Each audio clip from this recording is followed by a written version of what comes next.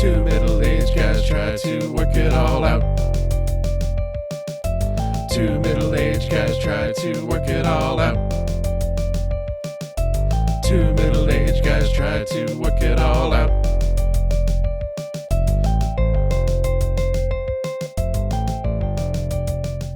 Welcome, everyone, to this episode of Two Middle-Aged Guys Trying to Work It All Out. I'm Chris. And I'm Dave. And here we are again to do another podcast for you. A very exciting topic today. Dave, I'm just going to eschew the idea that nobody knows what topic it is. And I'm just going to say we're talking about the Nintendo Entertainment System today. I did not know that. I also did not know what the topic was. I was waiting. I was like, oh, I forgot. Oh, well, I guess it was a surprise to you. It was a surprise to me. Even though everyone in the audience knew what it was. So I knew what the topic was. Trickster, you. So, yeah, that's what we're going to talk about, and we had some great success with our TurboGrafx 16 episode back in the past. So now we thought we would move up or down, depending on... Sideways? Yeah, sideways maybe, certainly in power-wise, but we're going to talk about the Nintendo Entertainment System. But before we do that, Dave, I caught up on something since last we met. Yes. I watched Indiana Jones and the Dial of Destiny. Yes, that brand new release, not a minute too soon. maybe several thousand minutes too late. I mean, what? It hit theaters in June? In June, July, something like that, yeah. But it just hit streaming. I mean, just maybe a month ago. And we have not talked about this. No, we haven't discussed this film at all. So that we could wait till we both had seen it. And I watched it several months back. I've just been waiting. And I finally caught up. So what did you think? What did I think about it? I thought it was worse than Crystal Skull. Which is, that's not good. I did not enjoy it very well, and it had nothing to do with Indiana Jones being too old, right? It had nothing to do with that. I just didn't think it was a very good movie. I think that they had a great actor as the villain in Mads Mikkelsen, and he was he did not do much. He had a couple interesting parts of the film where, like when he was interacting with an African American and, being a Nazi, he was just kind of egging him on and saying, why, your country doesn't appreciate you. And just sort of, there was a little bit of scenery chewing there that was interesting and showed how, just how, bad he was sort of. On the micro level, but for the most part, I just thought he was wasted. The story was uninteresting. Phoebe Waller-Bridges' character was so annoying and constantly just not being likable. Right? I mean, you someone who is the co-star of the film. And, the partner of the protagonist, she was Indiana Jones's goddaughter. Not interesting at all. In fact, the opposite of that, she was irritating. I just did not enjoy the movie. And, I don't think Crystal Skull is great. But there were things about it where I felt like, okay, this is an Indiana Jones movie, right? The opening scene, the chase through the library, those are really good parts of Crystal Skull. I cannot think of a single part of Dial of Destiny that made me think, all right, this is an Indiana Jones movie. Really happy to be watching this. Pleased with what I'm seeing. I thought it was just mediocre at best. I agree. It was mediocre at best. I don't know that it was worse than Crystal Skull. It was certainly on par. I kind of look at them the same way. I'm not too thrilled with Crystal Skull. I mean, it was fine, but it's not one that I'm rewatching.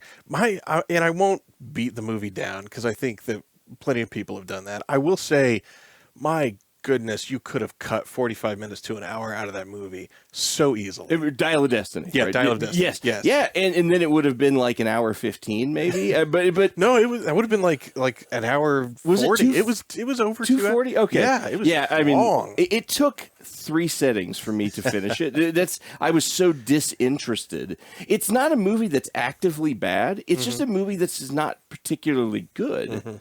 I mean, it could have really used some cutting, and it would not have been any. You wouldn't have noticed it. No, definitely not. And I'll go further to say that it is embodiment of a trend that I'm just sick to death of.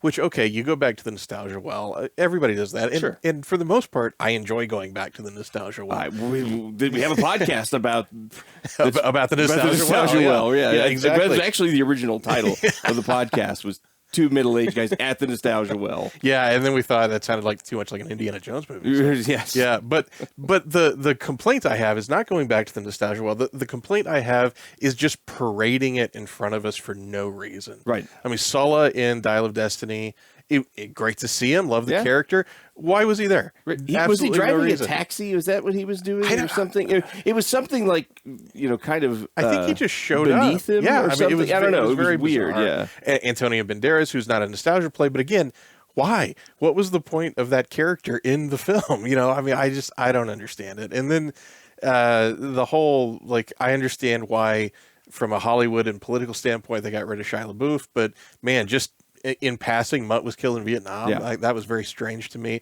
The whole thing with Marion was very strange to me. Right. It's like we broke them up just so we could get them back together. Get them back together, yeah. I don't know. I thought it was sloppy. Sloppy. I thought it was mediocre. Sad. Yeah. I think it, one thing about Crystal Skull is it had highs. Right, good stuff, Sure, right? sure. And I mentioned a couple spots that had lows, the whole monkey thing and all that, lows. Whereas Dial of Destiny didn't have highs or lows. It was just forgettable, right? And that's fair. Maybe that's the worst crime is that they made an Indiana Jones movie that you feel nothing about. Yeah, it wasn't my favorite. It was sad, Yeah. but I kind of expected that. And, as I've said before, even on this podcast, how do you top Raiding Off into the Sunset in Last Crusade? You don't. It should have stopped there. Yeah, absolutely. But so that was my catch up, Dave. I'm sorry it took me so long. That's all right. To watch the movie. I wanted to discuss another movie that has come out and made a little bit of a splash. I don't know. Maybe it hasn't, but that's Rebel Moon. Okay. Zack Snyder's new film that is Netflix. He has an agreement with them. He did previously Army of the Dead, right? Is that what it's called? I know it's the zombie movie with David Bautista, but is that the name of it? I think it's what it's called. I think it did not make much of an impression on me. And for Netflix, right? So he has a lot of creative control. Coming off of his whole adventure in the DC universe, where he made, Batman versus Superman and Man of Steel, and then sort of kind of Justice League, where he felt like he did not have complete control. Now he is in an environment where with Netflix, he's producing outside the typical studio system and making stuff directly for the streamer. And Rebel Moon is his science fiction movie that was supposedly, I'm still not sure if I totally believe all this, but as he would frame it, this was his Star Wars movie that was rejected or that just didn't come to fruition. And so he took the Star Wars mythos out of it and made his own universe, the Rebel Mooniverse. I just made that up. He should use that. So it came out in December. And we signed up for Netflix to watch this and another movie because we're not typical Netflix subscribers. And it only took me 4 settings to get through this 2-hour and 20-minute movie.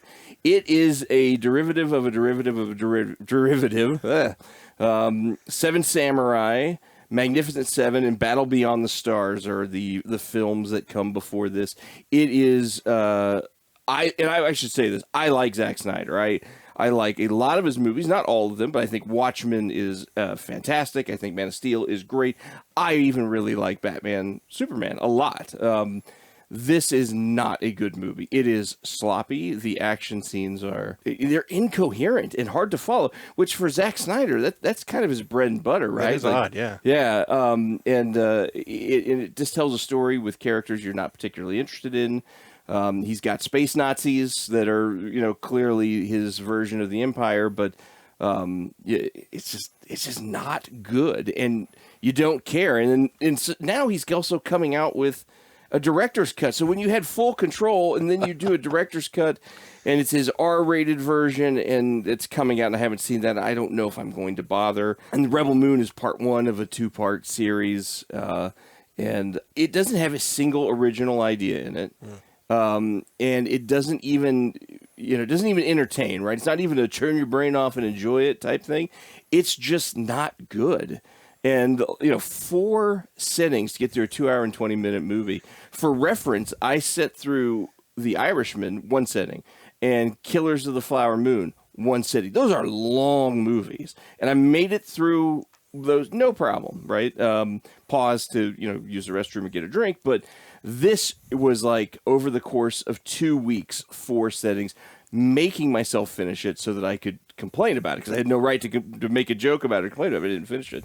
I just really disappointed, and it just I think he's M. Nighting himself a little bit. He's reached this kind of a low point in his career where his movies aren't very good, and I know you haven't seen it, and you're based off this incredible review I'm giving, I don't think you're going to go out and get in line to buy the director's cut on DVD. No. He does say that the director's cut is like a totally different movie. See, okay, this is where I have issues, and you're right. I have not seen the movie, so I will not criticize or besmirch the film, which I have not seen. I'm not going to do that. But I will say, one, I wasn't interested from the jump. Like when I saw the trailer, I was like, no. And my thought process was, if Dave says it's really good, I'll watch it. And then of course, you said it wasn't really good. Yeah. But this whole director's cut thing, I don't get that at all. Right. When you had Final Cut. Why is there a director's cut? Right. And that makes no sense to me. And I grew up, and I know you did too, in a time where like director's cut was rare and it was special. It was special. Like, it meant something. Yes. And typically what it meant was the studio took control, the director couldn't do what they wanted to do, and then later they got a chance to do that. Zack Snyder... I don't understand. Right. He had Final Cut full control. And so I don't understand why, if this is better and if this is the real movie, why didn't he do that in the first place? I mean, even if there was like, I'm trying to hit a deadline, just delay the darn thing. Which I don't know if that was the case. I don't either. I think there was a rating matter, like, wanting to stay in PG-13 for the mainline first release so that it would have the broadest appeal. Does that apply to Netflix, though? Well, I mean, there are children accounts. I get that. Yeah, but I don't know. Yeah, you know what? It doesn't matter because it's so poor. No one's going to want to watch it. I think. And he does have his own cantina scene, which is it's very funny because he Zack Snyder's up the cantina scene. And I won't say a whole lot more, but just imagine like you take the cantina scene and you make it weirder, which weird is not the right word. You make it grosser. Yeah. And just like, ew, like I feel like I should call the FBI on myself for watching this scene. Like, this is not good. But it's so sad that you've got the Snyder who made Watchmen and Man of Steel, which are just excellent films, right? Even his Dawn of the Dead remake, which came out, was part of that whole when zombie stuff exploded again. Very good. But now he's just really struggling to put it together. And I've never been a huge Snyder fan. I know you're much more Snyder fan than I am. And so I'm just not that interested. And there's so much now. I mean, like used to when I was growing up, I would watch things just for the sake of watching them. And then I could comment on them and I absorbed everything. There's too much now. I can't do that. And so I've really put a premium on my time, and if something doesn't grab me, I'm not going to spend time with it. I was slightly amazed to see Rebel Moon merchandise at Walmart. I saw that myself. I was like, who is buying this? I don't know if anyone is, right? It's like, who did they make this for? Right? It was very strangely marketed. Like, if you're not tuned into the sci-fi stuff, I don't know that anyone would have seen that this was even going to hit Netflix. I guess they're counting on the people who just log into Netflix and see what's on the carousel. I don't know. But those aren't the people that are going to go buy merch. No, but you hope that, I guess you're hoping that you convert those people. I just don't. I don't it get feels like missteps were made. Oh, I agree. I agree. And I've got a feeling like you'll be able to buy that stuff for like $1 in the clearance aisle soon. I also saw that and I stopped and like I walked past it and then stopped and reversed, like moonwalked back towards it and look at it like, that is Rebel Moon merchandise. I didn't just invent that. Like maybe I hallucinated it. Why? It was really, really a bizarre choice. I feel almost bad for Zack Snyder. Like, he can't just break out of this. I think what he needs, what my take, right? Like, I give the prescription for Zack Snyder's career. He needs to like direct a film that he doesn't write, where somebody else writes the story and the script, and maybe he, puts his own fingerprints on it from that perspective. But it's not an original idea, and because I think his DC stuff was good. That's because he didn't create the characters, right? He didn't create Uberman or whatever, and Man of Iron or whatever. Sort of putting a twist on it. I think he could stand to do a few films like that and kind of reset, center. Because I just even his first big rollouts were Dawn of the Dead and 300, which were a remake and an adaptation of the Frank Miller graphic novel. So I think that he could stand to go back to that. Army of the Dead, and now certainly Rebel Moon, just not good. Whereas we talked about Indiana Jones being sort of like passive and mediocre, this is, I think, actually like actively bad. So Rebel Moon. So all right, 3.5 stars out of 4. No, okay. I'm very confused. Yeah. So we did not re-up Netflix for another month. Okay, well, you got 1 month, and I don't think I'm going to watch the second part. I would be very surprised. And certainly the director's cut. I have no interest in watching a longer, dirtier version of the movie I didn't like at 2 hours and 20 minutes. Right, and I assume that there's more he's changing, because I don't know how just adding those elements would drastically change the story. He says it's like a different movie, which I'm like, I'm trying to wrap my brain around. How do you do that? It's so strange. Yeah, so I think I'll just let that be mysterious and spend my time putting together a puzzle or doing something else. Sounds good. Valuable. So I guess the takeaway is the director's cut moniker doesn't mean anything anymore. Right. It's not like Blade Runner, right? Where you got a very you got to see Ridley Scott actually his vision of that, right? Now you're just getting Zack Snyder. Yeah, I'll just make a version 1.1. Oh, you didn't like that one? How about this one? How about this one? The flaming swords are now blue instead of orange or whatever. And that was my one complaint with Rebel Moon. So I'm glad he solved that problem.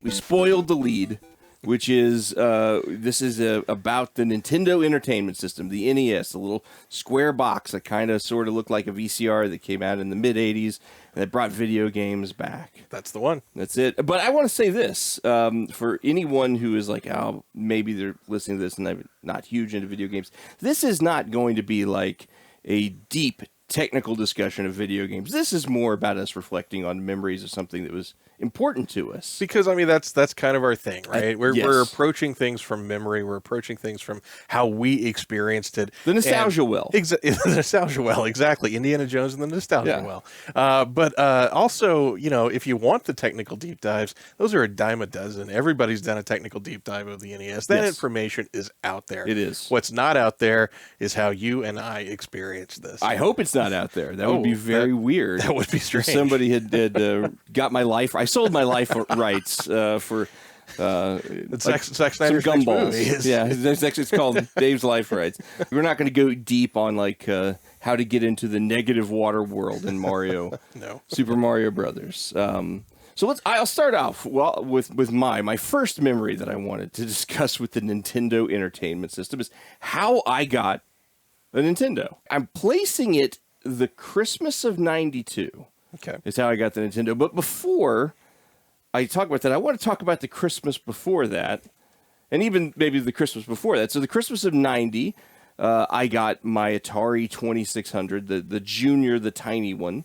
The re-release, I think that my parents probably paid like $30 for it, because in 1990, the Atari 2600 was dead, right? And then, so in 91, I'm like, okay, this is my year, right? I've had the Atari for about a year now. The Nintendo Entertainment System price has gone down.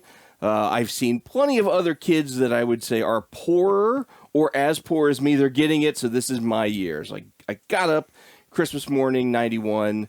I go out, and under the tree, Santa has left me a 10-speed bicycle with the curly arms. Oh, yeah. Yes. Not a curly handlebars, I should say. Yeah. Not a Nintendo Entertainment System. Like, oh, okay. So later on that day at Christmas, I go out and I'm riding my 10-speed bicycle, and it's cold, and the chain is slipping as I'm wearing my stiff blue jeans and trying this bike in the front yard because I wasn't allowed on the street probably that day. And I was like, well, at least I still have my cool BMX bike, which was purchased at a garage sale for me. It had mag wheels, okay, I have to wait a little bit for a Nintendo.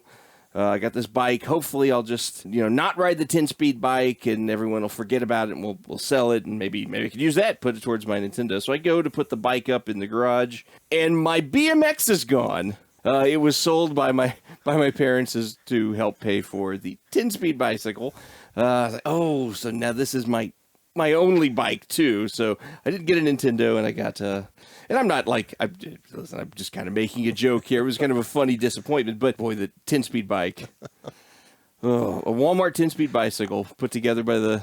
I do not remember you ever riding a curly handlebar 10-speed bike. Well, because you and I met... Was this later? A little bit later, and I got a BMX right after that. Okay. Yeah. In fact, I think I bought your old BMX.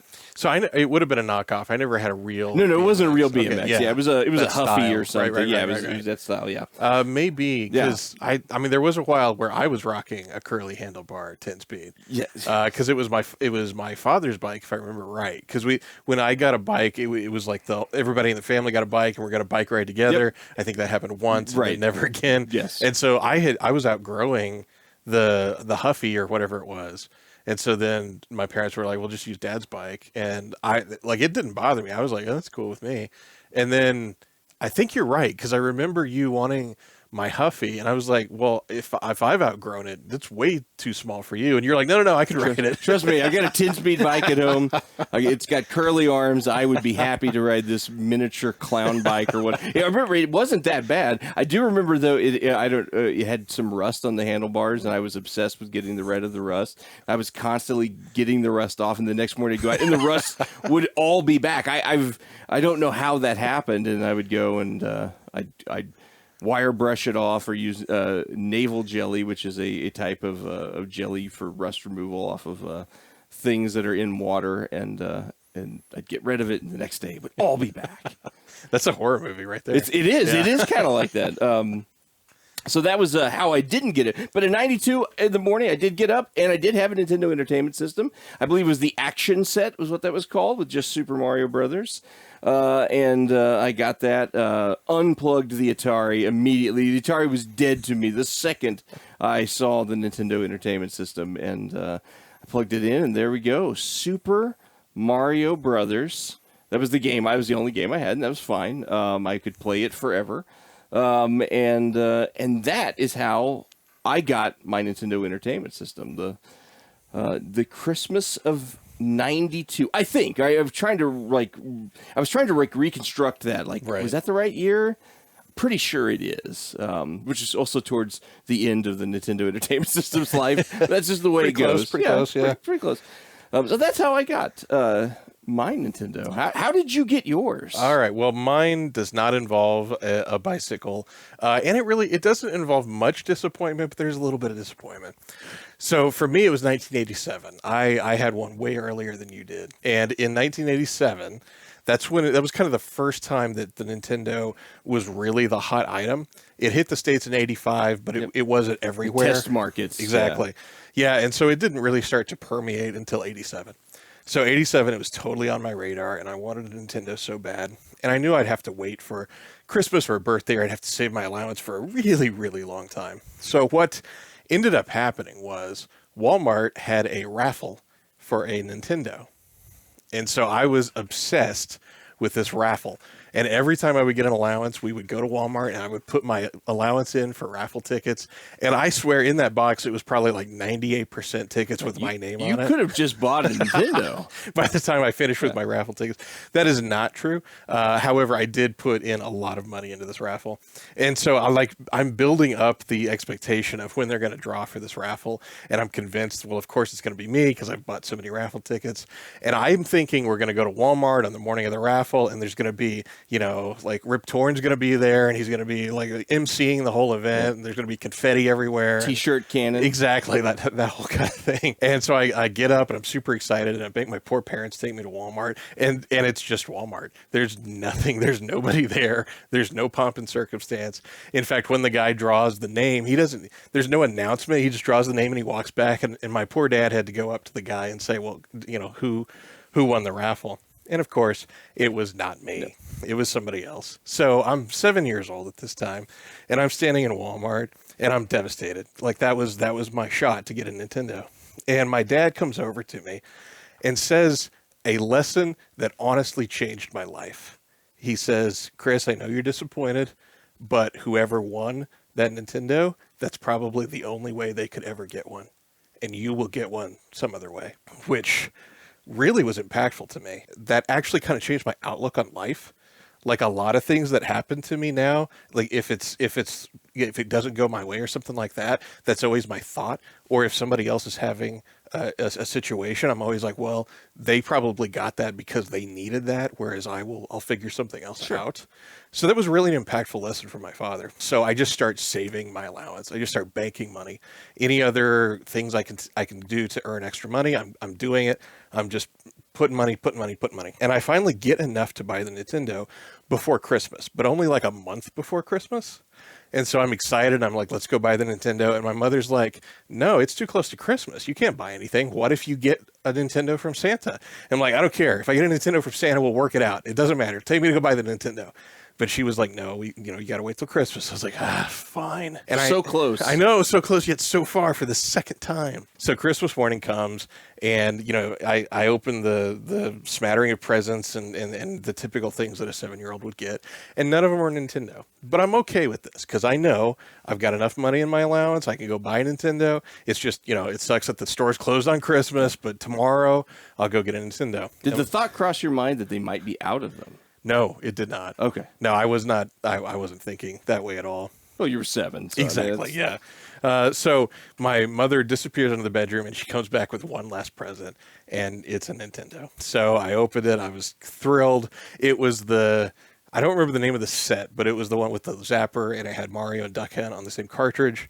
So I was set. I was super excited. And then the next day after Christmas, I got to go to the store and I got to spend all the allowance money I'd been saving on games. And I still remember what I bought to this day. I bought Castlevania, The Legend of Zelda. I bought Hogan's Alley, Top Gun, and Mike Tyson's Punch-Out. So not a bad set of games. No, that's to start off with. So that was how I got a Nintendo. And from the jump, I had all those games. So I never had that experience where I'm like, oh, I'm so sick of Mario Brothers because that's the only game I had. I always had things to swap in and swap out. And I remember not liking Castlevania, not because I didn't like the game, but because for whatever reason, it gripped the cartridge slot tighter than everyone. So anytime I would play Castlevania, I'd have to have my parents come and take Castlevania out of the NES for me. You were probably concerned you were going to tear the guts of your Nintendo out. Yeah, I had no idea. Yeah. I didn't understand how that was possible. Like all these other games are fine, but Castlevania is really stuck in there. So I didn't play that one very often because I'd be like, do I want to play Castlevania and then limit myself until my parents can come remove this NES cartridge? So that was my experience with getting a Nintendo. It was the Christmas of '87, and then '88 was when I really had it in full force. Wow. Yeah. And your mom tricking you, as she likes to do. She does that often. Yeah, there are plenty of stories of my mom tricking me. But she didn't wheel out a curly handlebar 10-speed. No, she did not. That was safely in the shed, I think.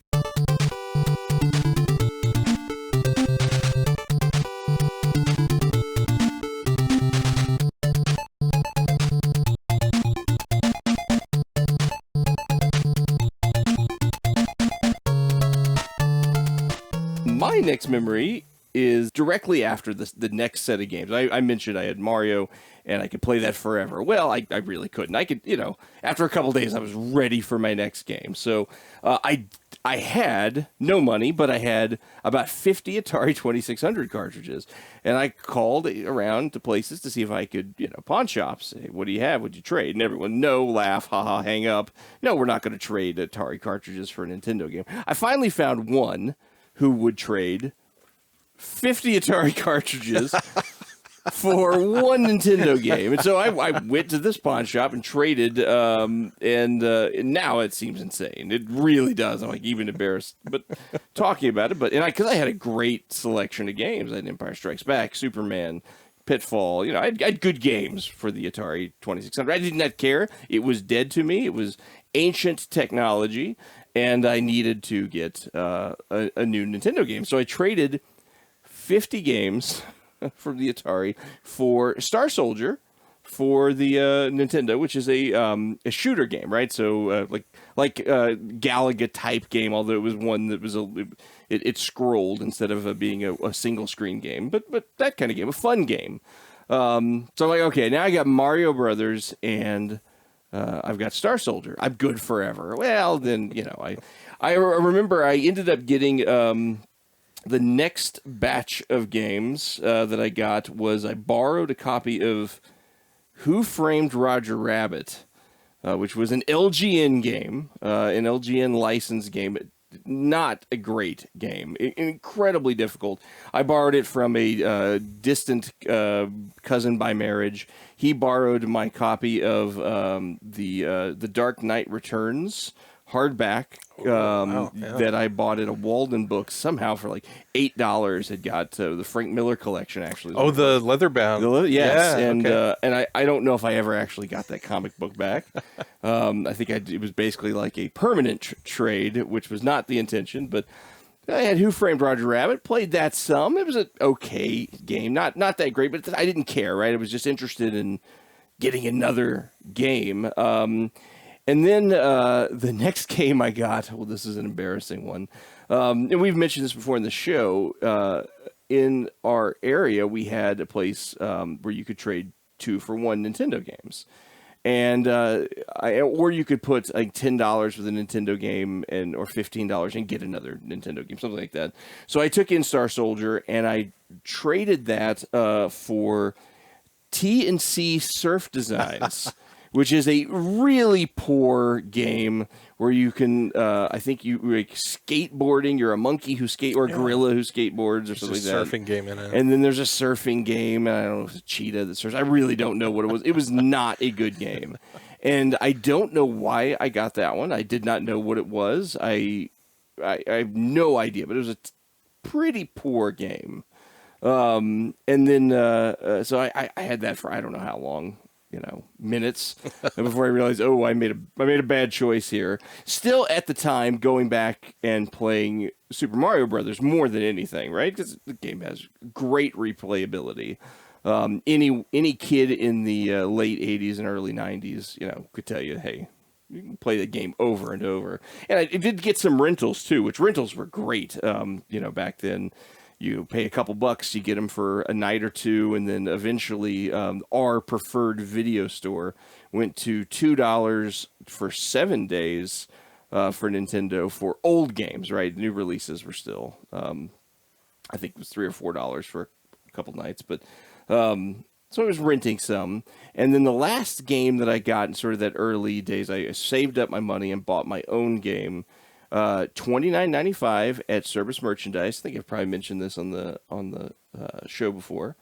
I bought Super C, which was the sequel to Contra, which is a good game, but a really hard game. And if you're not very good at video games, which is where I'm at, I don't even know if I ever made it past the second level.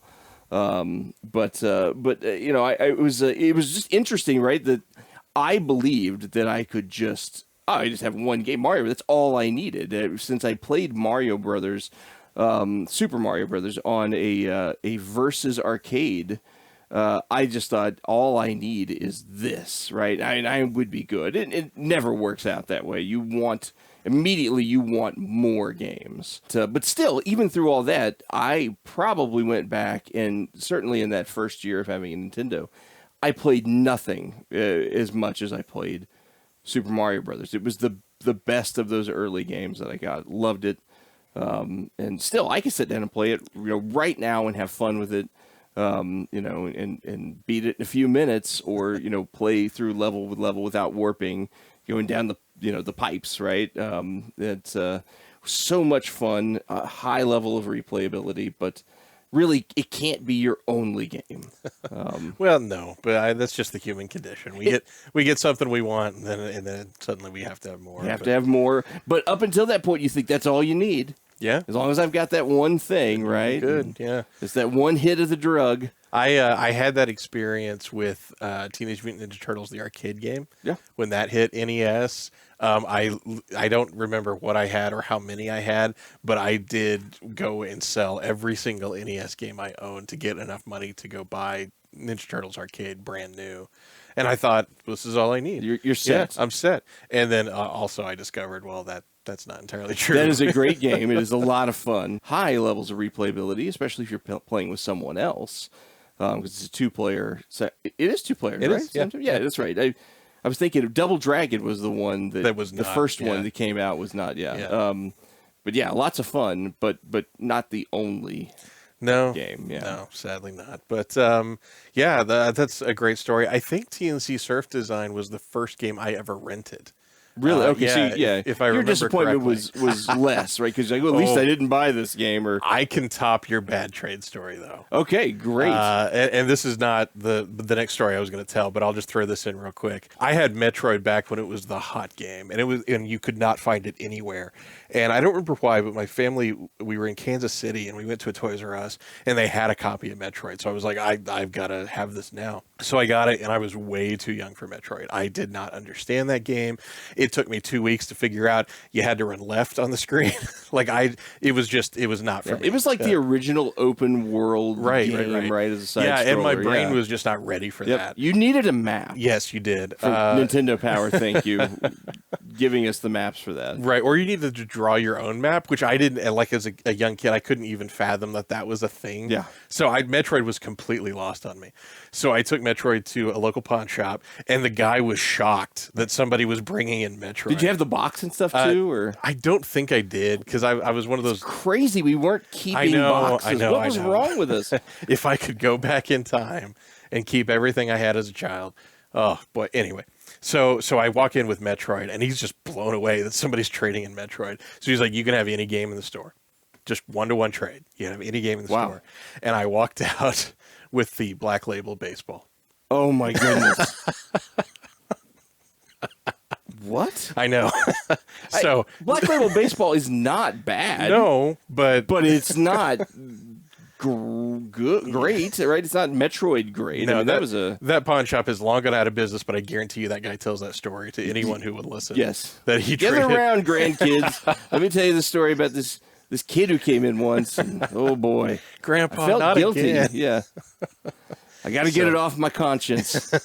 So you can feel better about TNC Surf Design. Yeah, no, I do. I'm embarrassed for you. I have some secondhand embarrassment. That's fair. I own that one. Since then, I love Metroid. So I've seen the light, and I've come around.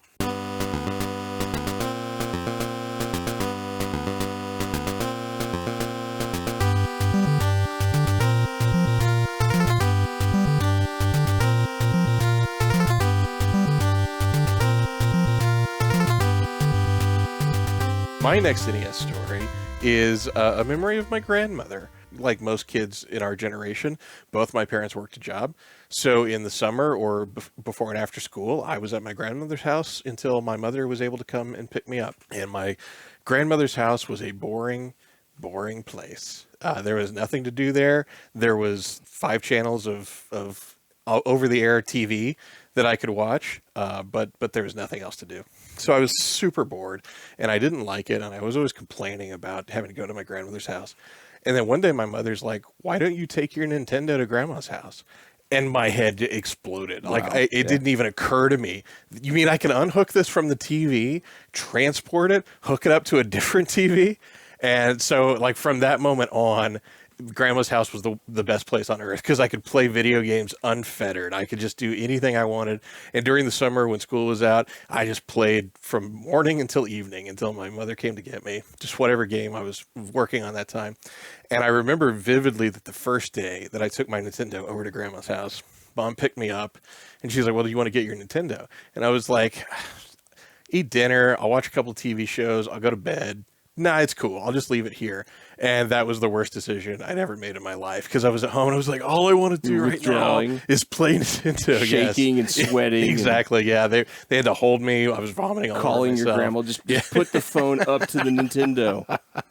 Exactly. So it was a constant every day back and forth, taking the Nintendo to grandma's house and then taking it back home. But it was great. It made grandma's house bearable. She didn't care that I was playing Nintendo the whole time. You know, they had the big living room TV, which I was not allowed to hook the Nintendo up to, but then they had a very tiny, I don't know, probably like 8-inch TV that I could, so I was just me in like this oversized Game Boy type setup that I had with the NES, but it was great. And it made my childhood a lot more wonderful. Was your little TV, was it color or was it black and white? I think it was color. That doesn't make sense, but in my mind, I play those memories back and it's in color. So it may not have been, and I'm just, adding that detail, but hey, I didn't care. I was playing Nintendo. Yeah.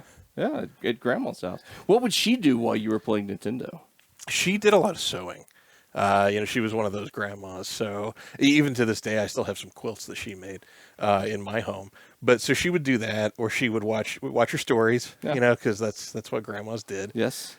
So yeah, it was fine. There was no like, oh, that kid and that blasted Nintendo. There was none of that. And I had the little tiny TV, which I was okay. I never complained that I didn't have the big TV.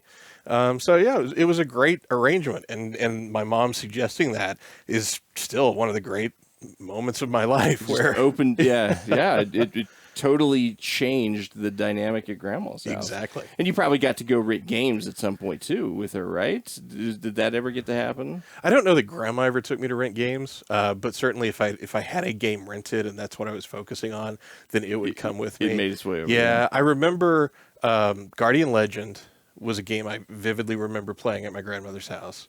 I'd just gotten a copy of that, and it was like the shooter, kind of like your the game you talked about. And shooter plus it had like these quest levels where you could wander around. It's kind of like Blaster Master, and it had a couple different modes. Absolutely, gameplay modes. But it was a very intricate game. Took a lot of hours you could pour into that, and that's what I had at grandma's house. So it was perfect. I remember that one. Also, Dragon Warrior. I'd gotten that one through the Nintendo Power freebie giveaway thing. So I played that a lot at grandma's house because, again, I had time. Yep. Invested a lot of time myself in Dragon Warrior. I borrowed it from someone, and that was a lot of fun. That game was. It was my first an RPG. I'm playing a Japanese RPG, very grown up. Yes. That was a lot of fun, killing slime for hours on end. At first, I thought it was terribly boring. Yeah. Like menus and numbers and yeah. But since I had it, and since I can't see my sword. Yeah, exactly. Yeah. I was like, this doesn't make any sense. But since I had it, I just kept playing it, and really it was like I got into it, and I was like, oh, this is kind of a new way to look at a video game. And today RPG is my favorite genre in video gaming. So it taught me a lot.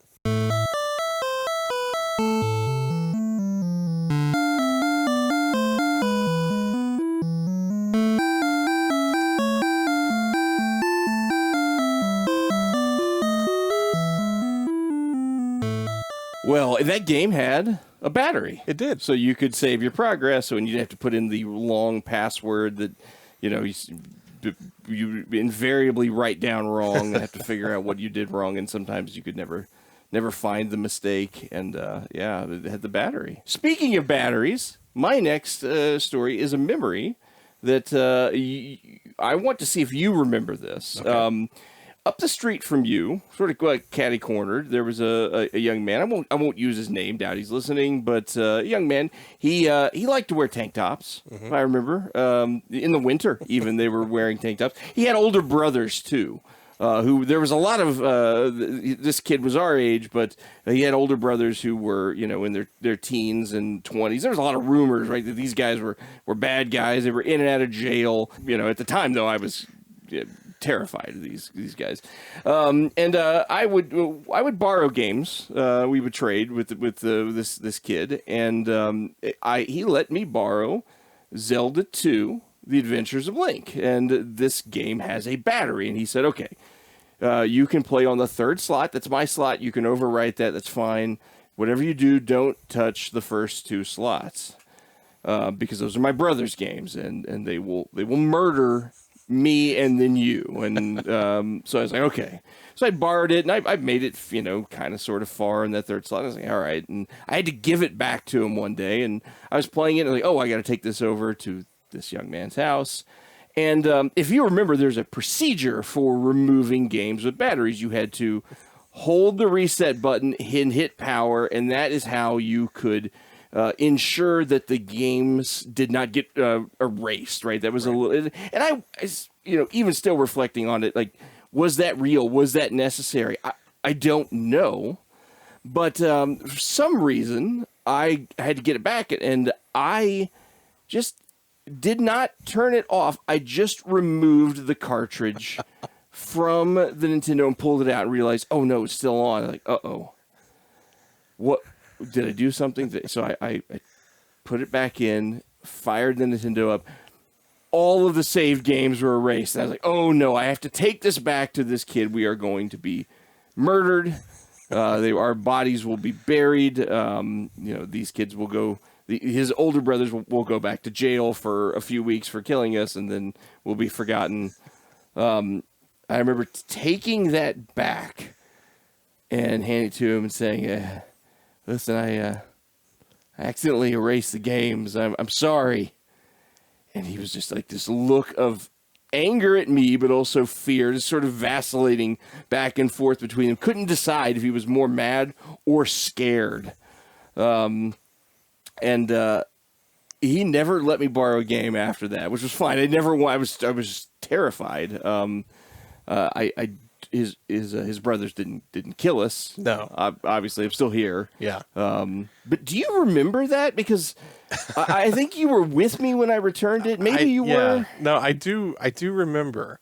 And now that I'm hearing the story, I'm wondering why I was involved in this. Like I wasn't the one that erased the game. Right. I needed a human shield. Was that what it was? Okay, you convinced me to come along. No, I totally remember who you're talking about. That it was a scary family and a scary situation. Yeah. But also his older brother totally taught me how to play NES Batman. Really? Like I was terrible at that game, and he's like, "No, this is how you do it," and he showed me like just ways to approach the characters, and then from then on, I was like, "Man, I'm great at Batman." Yeah, so it wasn't all bad, it wasn't all scary, but I do remember the Legend of Zelda thing. I do think the hold reset and hit power, I think that's bull. I don't think that's true because I've never done that in my entire life and I've never lost a save.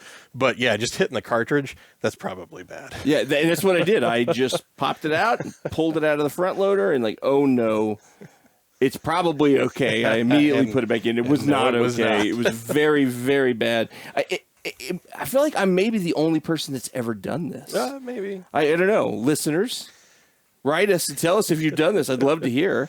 If you weren't killed by 2 very scary teenage boys for doing that.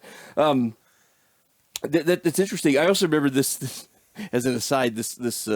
This kid, his family had a rear projection television, but there was something wrong with it. It had something hanging down inside of it. A big old school rear projection television. It was very large. It was probably 55 inches, something like that. But it was almost as deep as it was diagonal. Yeah, and but it had something wrong. Something was hanging down in front of the rear projector, and so it had like this odd, shape, dark shadow inside of it. It was like, why don't you get that fixed? I mean, it's this cool giant TV. Fix this. Open it up and move whatever it is. It can't be that bad.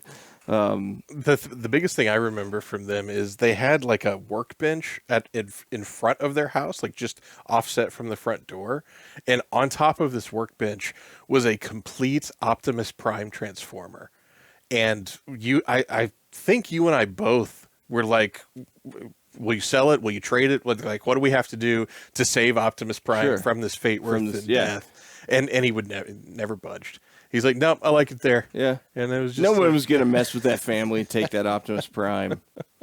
They were terrified. But it made me sad. I do vaguely remember that. I mean, I think they had some other furniture that other things that tons of crap. But but there was an Optimus Prime there. Yeah, absolutely. Oh, if he's listening, email us. Yeah, but don't look up where we live. So. Right? No. He's still probably like he's a like a Methodist minister now, and but still fuming about right too. Deep inside, he's got the rage. He's got to push it down. He's got to pray about it. Don't want to get angry. No, I almost have said his name accidentally a few times. That's okay. I have the power of editing. Yeah, that's true. But if you, I'm not going to say his name. But just if I did say it, you'd be like, oh, that name fits. Yeah, yeah, that's true. Just remember, they wore tank tops 4 seasons, 24/7, all tank tops all the time. But yeah, I was really scared. You had reason to be. Yeah.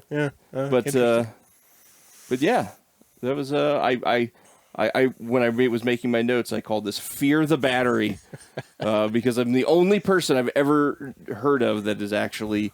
I've heard of losing saves because the batteries died or leaked or whatever, but just from removing it from the console the wrong way. Oh, I feel like I was actually proving Nintendo. I should have wrote Nintendo Power with this story. You were like, huh? We were right. This is real. Yeah, we just put this on there to scare kids, and who knew?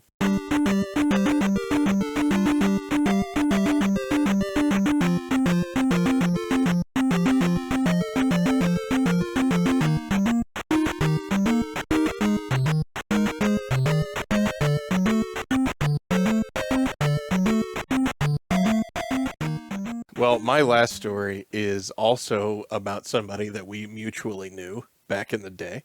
I also will not use his name, but he did not often get new games. I mean, they just were not in a situation where they could do that. And I remember that he got a brand new copy of DuckTales. I don't know how. Yeah. I'm sure it probably took a lot of saving for that family to do that, but he got it, and he was so happy and so proud of that DuckTales, and he had every right to be. It's a great game. Yeah, it's a great game. And good for him. He needed a win in his life. And I remember being over there, and we were playing DuckTales, and we were trading off. If somebody died, we'd swap controllers, or somebody got past the level, we'd swap controllers. And we were killing it. We were doing excellent at DuckTales. It's not a very hard game. It's not, but back then we didn't know that. Sure. Yeah. We were like, we're just the greatest NES players that has ever lived. That was our thought process. And this gentleman had a little brother who was probably 4 years younger, something like that. I would say that. Obviously, I know who you're talking about. Of course you do. Of course you do. And that poor kid, this was our set time. Like, we had planned for me to come over, but the fact that we were playing DuckTales so much was really irking him. Like, he wanted to play too. He wanted to play his own NES games, like that, little brother kind of thing that was going on. And we were being really nice. I swear we were being really nice. And we're like, look, we're doing really good at this game. We're almost at the end. Let us finish it, and then we'll play something else. Well, he got aggravated to the point where, kind of like with your Zelda, he just pushed down on the Nintendo cartridge. And anyone listening to this podcast will know that if he let his finger up, the game was over. Yep. Like it would stop reading the cartridge, and their mother was smart enough with the Nintendo, because she was obsessed with Tetris, that she knew. And Dr. Mario. And Don't Dr. forget, Mario. It was, it was both of them. She knew what would happen if he let go of that NES cartridge. So she made him sit there and hold DuckTales down for the rest of the game until we finished DuckTales. That's like a form of torture or something. Well, hey, there was a lesson learned. It's true, yeah. And we finished DuckTales, and everybody was happy. It was fine. We moved on to some other game. I don't remember what. But I remember that was a moment where, I felt like justice has been served. He probably resents that deeply to this day. Yeah.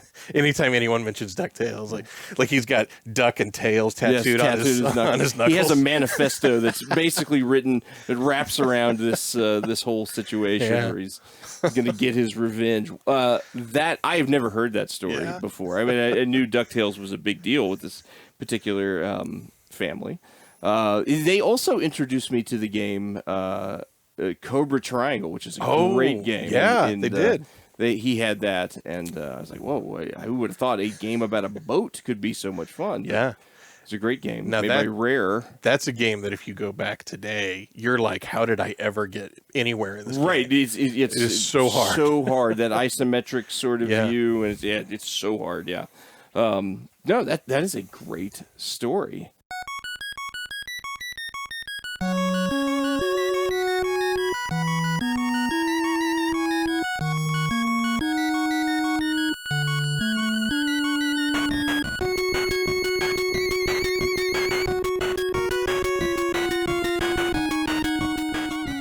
I have a bonus story. Okay. I see if you remember it the way that I do, because I feel like I have got some details wrong. I don't think I've created this out of whole cloth, but I feel like I've got a detail wrong here. But do you remember when you got your Sega Genesis, and I don't remember the year it was, but it would have been, probably 93, 94, maybe 93. Sonic was out. Yeah. Okay. I don't remember exactly though. So, do you remember though that at a certain point you got tired of your Sega Genesis and traded me your Sega Genesis for my NES? No, I don't remember. Okay, I'm pretty sure that happened. I mean, your mom was not happy about it. I'm pretty sure that happened because I think you had gotten rid of your NES at some point to get Sega Genesis games. That's probably true. And then you realized that as much fun as the Sega Genesis was, the games were really expensive. Yeah. There wasn't a lot of them. Yeah. It was really heavy on like sports titles. And you would prefer the NES, and I think we did some sort of deal. I think that very well may have happened because when I had a Sega Genesis initially, it was at the very beginning, and well, not very beginning because Sonic was out. And I remember I got the set that was packed in with Sonic instead of Altered Beast. Yeah. And I loved Sonic the Hedgehog. Like that was to me the Super Mario Brothers that you were experiencing, where I'm like, well, I've got Sonic the Hedgehog. I'm set. You're good. Yeah. And I struggled with rentals to find another game I liked. I was just like, well, there's Sonic. And the rentals were more expensive. Yeah. Yep. And everyone I rented, I was like, I don't like this game. It's not as good as So I can imagine myself doing that. And I do vividly remember a period of time where I was very angry with the Sega Genesis for this reason. I could not find another game that I wanted to play. And you would come over for some reason, and I don't remember what we were doing, but I was just complaining about the Sega Genesis, and you actually put me in my place, and you're like, look, you have a Sega Genesis. You should be more grateful for it. Do you remember throwing your basketball at the Sega Genesis? Okay, all right. I was like, man, I didn't make that up, did I? You threw your basketball that happened, and you chastised me for it. Yeah, okay. And I was like, yeah, you're right. I'm sorry. But I can imagine a scenario where I'd be like, look, there's nothing on the system that's doing it for me, and there's a ton on the NES that I miss that I don't have. I can imagine that being true. Now, there would have had to have been more to the story because I know at the end of the 16-bit era, I had both a Super Nintendo and a Sega Genesis. Somehow you got it back, right? Yeah. So I don't remember what the details were. But I can imagine that maybe it was that Mom was so mad she made me like you're going to trade that back. You're not going to keep that. I don't remember, but I can imagine that. I can see that. Sure. I know that I ended up with a Nintendo at some point in NES back. I traded the Sega Genesis back for a Nintendo. It may have just been to you. Who knows? It may have, yeah. Because same thing, right? I mean, the Sega Genesis was really cool, but it just didn't have the library at the time. And it wasn't as accessible. And frankly, I would say even today, I prefer the NES. I think the games are just... Oh, yeah. I think the games are just more fun. I've developed an appreciation for all of Sega's consoles, honestly. And the Genesis ended very strong. When it was competing head to head against the Super Nintendo, it was getting a lot of good games. Mm-hmm. And so it was very different from when I initially had one. But those first few years were just like... It was a bunch of arcade ports. Right, and that was it. Yeah. And sports games. Right, which were never my thing. I mean, I always wanted the games that were like, much more involved and intricate. I was not happy just playing Afterburner. I was like, okay, well, 5 minutes later, what else you got? Right. So yeah, but I agree. On balance, I'm much more in the Nintendo camp than I am in the Sega camp.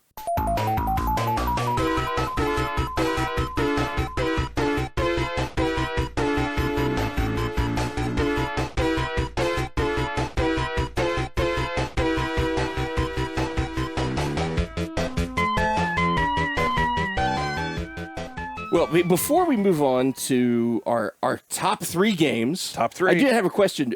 Any accessories that you remember for your Nintendo that you just loved? Yes, I had the NES Max. Yeah, that Which controller. it was the controller that had a disc. It was such a weird controller. Yeah, it sucked, but I had convinced myself that it was great. that it was the greatest thing in the world. And so I man, for weeks, that's all I would play with. And I was like, this is so much better. And then finally I came to my senses and I was like, not. I can't. So I would swap back to my original NES controllers. And play It is with a that. awkward Yeah. controller. I mean, I never really understood. I mean, at the time, of course, you thought it was cool. Sure. But oh my goodness, now I'm like, oh No, it's terrible. give me the basic boxy. Yeah. Right, exactly. I wasn't actually big on accessories because if a controller ever broke and I had to spend money on something like that, I was always mad because I was like, that's video game money. Why am I buying this accessory? And the stock NES controller was so good. Absolutely. And so, I mean, just like a tank, right? Hard to break. Yes. Even today, if you find one that's not working, I guarantee you take it apart, clean it, it's going to be fine. It's going to be fine. I had and I don't know exactly how I got this, saved up for it, a Game Genie. Oh, yeah. Which was a game changer. Yes. I'm terrible at video games. I've always been poor at them. I have bad hand-eye coordination, just not very good at them.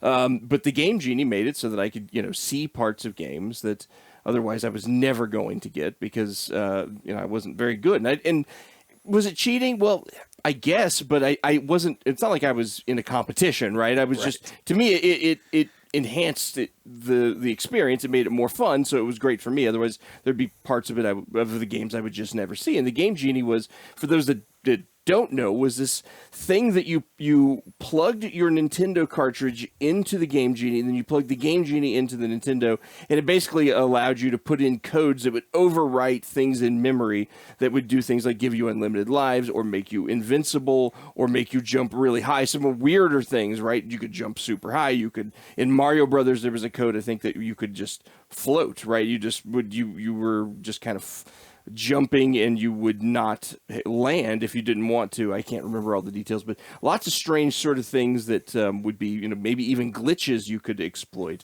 And it did make it so that some games that were really hard, if you weren't very good, you could play them through to the end. And I really thought that was cool. You got a book with it, and you could look it up. And this was before the internet. Right now, you think, well, I'll just Google that and find out what the code was. Now you got a book, and or I would go to Walmart and find a book with Game Genie codes in the paperback section, look it up, and write it down. Took a picture with my smartphone. But that was a great accessory, right? That made if you stunk at games, you could squeeze out a little bit more juice out of the system and get a little bit more satisfaction. If you weren't interested in completing it on with your own skill. Which I was not because I didn't have any. It was a really good way to experience more of what the system could offer. I remember you having that, and I remember looking through the book, and there were also codes that would make the game more challenging.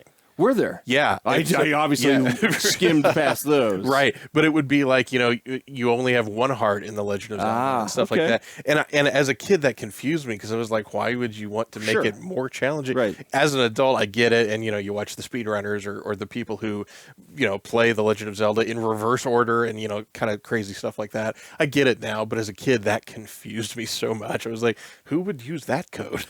Yeah. I don't understand that at all. But I can see that existing. Did not know that it was there. Yeah, but I did love my Game Genie. It was a cool little device. The only one I ever had any personal interaction with was yours for the NES. Like the other systems, I never had one or used one. But it was neat, and it was a legal nightmare when it came out because Yes. Nintendo did not want that around. Yeah, because it bypassed the lockout chip. It did all sorts of things, right? And now it seems ridiculous that Nintendo would even argue with something like that. But yes. But what was interesting was Sega embraced it, and they were like, "Sure, Did they? yeah, Yeah. yeah." Okay. And so they even had the Sega logo on the Game Genie. No, like it was an they were like, official right. accessory. Yeah, Oh, they're that's like, "That's cool. You want to use Game Genie? You go for it." That's smart. Yeah, I mean, Sega was always a little bit more progressive on those sorts of things. Definitely. Yeah. Well, do you want to get into our top 3 games? So our top 3 games come with a caveat. Yes, And that caveat is no Mario. that's right. We're taking Mario off the table because you all have heard too much about Mario. Yes. And for me, I mean, 2 of those 3 would be Mario 3 and Mario 2, right? To be sure, because they're just that great. So we just thought to give a little bit more variety. We're just going to take that off the table. Yep. All right, you want to go first? Sure. I'm gonna first of all, I'm gonna say this. I'm going to upset certain people with my top 3. Wow. And you will know what I mean by that when I get into it. So my number 3 is Castlevania 2, Simon's Quest. Oh, I love Castlevania I love that 2. game. I wasn't referring to you. I was referring to our mutual good friend Larry from the Retro Gamers podcast. He cannot stand this game, and I have always thought it was a great game, that it had depth, that it did the action-adventure RPG light elements so well. Much better than the original Castlevania, which I thought was just an arcadey game that just didn't have any sort of it didn't depth. I mean, I already used that word, but really that's what I'm going for. There was you collected things, you had to put together Dracula. You had the day cycles and the night cycles. It's a bad night to be out or something. Was the It's a horrible night to have a curse. To have a curse. That's it. It's a horrible night to have a curse. In upgrading your whips and had a password. Oh, that was such a fun game. Oh, yeah. I loved that. I'm a huge fan of Castlevania 2. And I've even written articles defending Castlevania 2. So I'm thrilled that you gave me a chance to talk about it. I didn't know that was going to be on your list. But one of the things that everybody complains about with Castlevania 2 is there is people in the village who are, by all accounts, giving you hints on what to do in the game, but they are lying to you.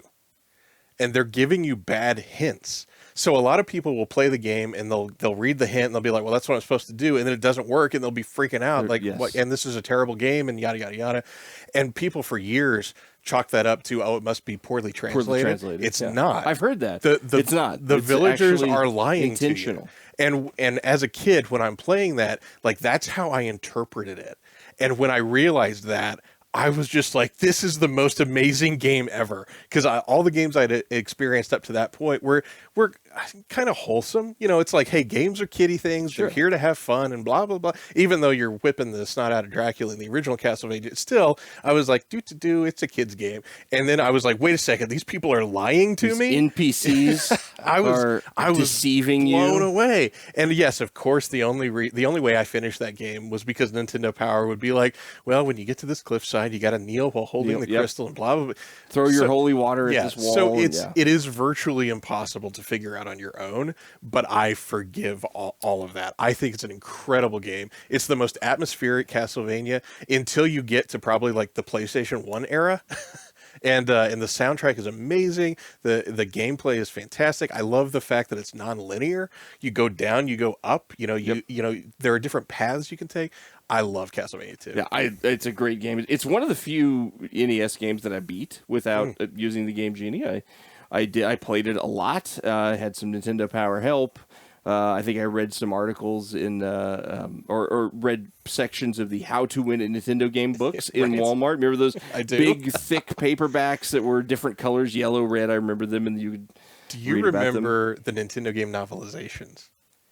Oh, I don't know if I remember those. They only did like 3 or 4. Okay. They did a Blaster Master one, and they did a Castlevania 2 one. But what was interesting is, in the narrative of the story, they would give you clues to the game. So interesting. And so my parents would always encourage me to read. Of course, school would always encourage me to read. So when I was like, oh, they've got books based on Nintendo games, sign me up. So I was reading the Castlevania 2 novelization, quote unquote. I realized, I was like, oh, wait a second, that's a thing that's actually in the game. So I would go home and I would try it, and sure enough, it would get me farther in the game. So that was another little hint area that was able to help me out.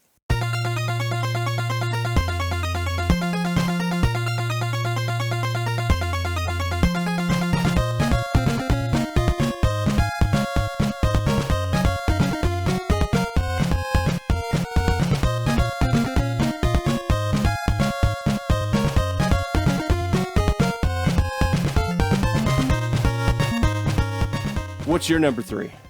My number 3 is Crystalis. All right. Which is a top-down Legend of Zelda clone. And I will say that when I was young and in my first brush with Nintendo and Legend of Zelda, I bounced off of Legend of Zelda. Kind of like how I bounced off of Metroid. I was too young. I didn't understand what was going on, what it was trying to represent, and I didn't have a lot of fun with it.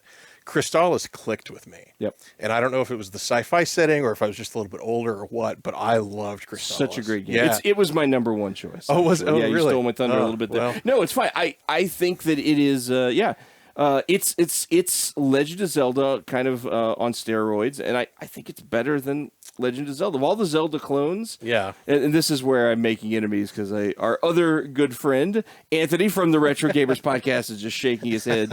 Dave and Chris, what is wrong with you guys is what he's thinking.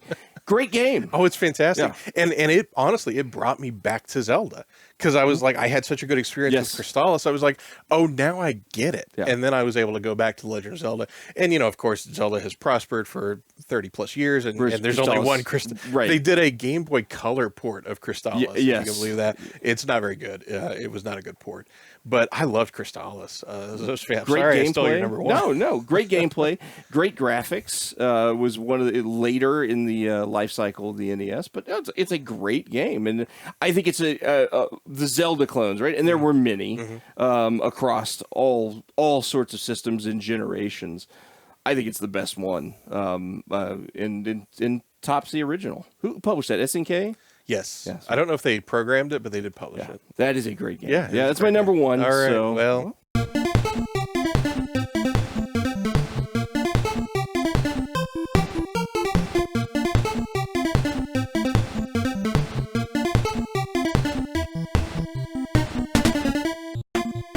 Guess we only have 5 to talk about. Yeah. I may take one of yours here with this next one. Number 2, Batman. Yeah. Yep. That's my number 2 as well. Yeah, from 1989, the video game based on the Michael Keaton movie. Yep. It's just a great game, right? Oh, it's fantastic. Made by Sunsoft, published and developed by Sunsoft. A beautiful looking game. The cape flapping as he jumps. The physics is like unlike anything you saw on the NES. Yeah. Great music. Yeah. Hard game. A very hard game, but a very fun game. And I just I think it's up until the Arkham Knight games, it was the best Batman game that you were going to play. Maybe even with the Arkham Knight Maybe even games. with it, right? And I think Arkham City is a really good game. It is. But still, I mean, if you put them both down in front of me, I'd probably play 89. Maybe there's nostalgia there. It's just a really fun side-scrolling action game, and I just love it. Great. Hard though, so hard. It is hard, but it's mitigated by unlimited continues. So that helps you out. And if you want to sit down for hours and hours and hours and just force your way through it, you can do it. And I give it some leniency for that as far as how hard it is. Or put it into the Game Genie. There you go. But it is a really hard game. And we had talked earlier about the early days of Sega Genesis not being that great. I remember renting Batman for the Sega Genesis, and I don't know why this was screwed up to this day, but the back of the Sega Genesis Batman game uses screenshots from the NES Batman. Does it? And so I'm renting this game, and I'm like, oh, it's a 16-bit NES Batman. This is going to be amazing. This is going to be amazing. And then I popped it in my Genesis, and I'm like, this is not the same game. No, it's not a good game. It's a rough game. I really like it. I do not. But it's a far cry from the NES Batman. But that's a great game. I love it.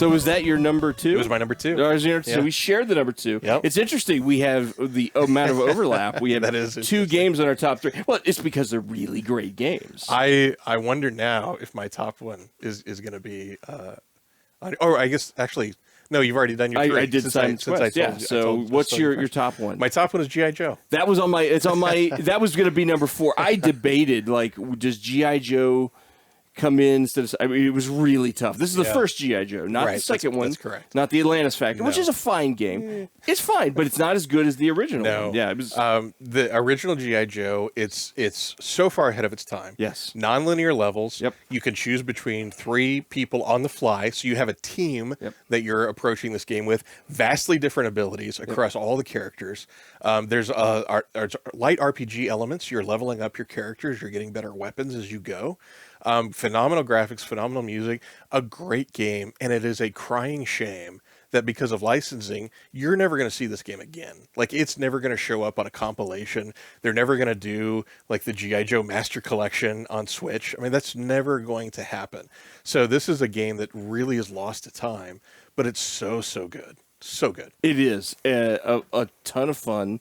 And you're right about the different abilities, and you could be like Snake Eyes and have magic, which meant you didn't have any ammo concerns. Right. You could be, the snow one. I don't remember my G.I. Joes very well, but the snow guy, Blizzard. I think, Captain Gridiron, who had the strongest punch of everybody. Was that his thing? A strong punch? Strong punch. He also, I mean, his gun was no slouch either. Right, but that was his thing. Was the strongest physical attack, melee attack. Duke, who was just average at everything. Just right. He was the Mario of the game, just all around. Yeah. And then Rock and Roll, who had the strongest guns if you got them to max.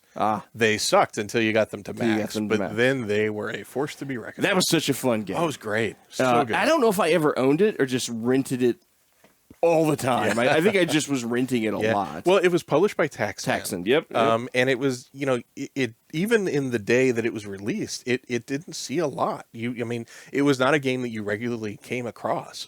And so when I started collecting retro games, even prior to the insane price spike during COVID, that was an expensive game. Like it always was, just because it's not everywhere. You don't see it that often. Taxon also, they made some good games. They didn't make a ton of games. They made Low G-Man. Low G-Man. That was and I think Werewolf. I think that wasn't Taxon. That wasn't Taxon. No, interesting game though. But Low G-Man is a really good game. Yeah, there was another one that its name's going to escape me, but it's considered in like the rarer, like hidden gems. That's the word I'm looking for.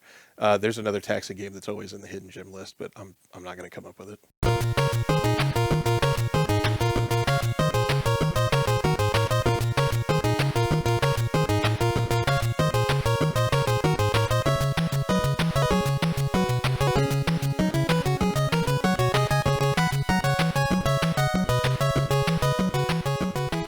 Honorable mentions. G.I. Joe was on my top 3. It was number 4, and I really did debate where does it land. I think Castlevania was a preference. Dragon Warrior, definitely up there. Metroid was up there. I mean, just the Chip and Dale games. Rescue Rangers was so much fun. Absolutely. And then this one isn't simply an odd one, and that would be Wrath of the Black Manta. Oh, that is an odd I one. love that game. To me, it was like Shinobi, but with some light RPG stuff. You're going around rescuing kids. And I think it controlled better than the Shinobi that we got for the NES. Well, Shinobi has a troubled history of bad ports. It does. Right. I'm not even sure if there is a good port. There is a Switch port that is the Arcade Archive that is as close to arcade accurate as you're going to find. I think I actually had that from this way. I think it was like $3.99 or something. It was cheap. But yeah, certainly the Master System and Tengen NES versions of that. But I always liked Wrath of the Black Manta. Codename Viper is another good one. So there's a lot on my. I mean, I could go on and on, but ones that I love. It's interesting how much overlap our top 5 would have. That was interesting. Yeah, and if I'd thought about Castlevania 2, I might have stuck that on my list. It really is such a great game. Yeah. All right. Well, that was fun. It was fun. And what did we learn today? Looking back on this, it wasn't about the technology at all. It's No. not then and not now. I mean, I do actually enjoy reading about the technology a little bit and how they exploited it over the years to get more horsepower out of the system. But it was just it was fun. It was a simple thing to do. You could put a game in with your friends and play it all night long. And I remember, Super Mario 3, just because it didn't have any kind of save, so you had to play for hours and hours and hours to get to the end.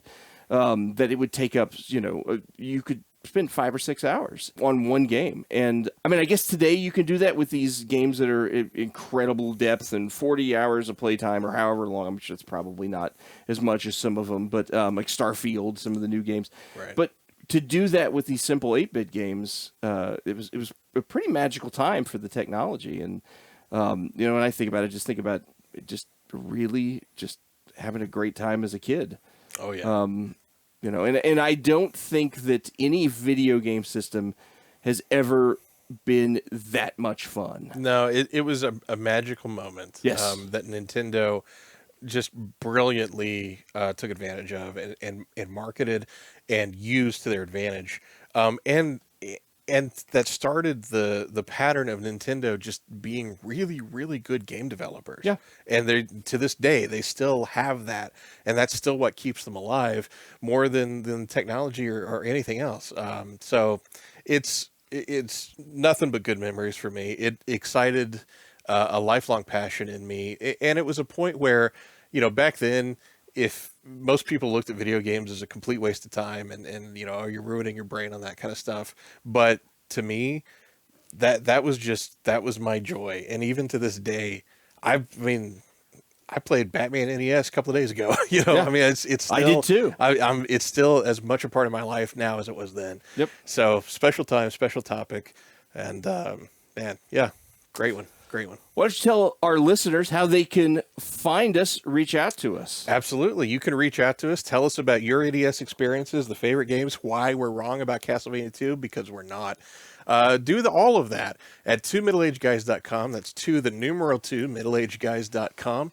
And from there you can get access to the podcast, the socials, everything, Dave's articles, show notes, transcripts, all that good stuff. That's how you reach us. Thanks for listening.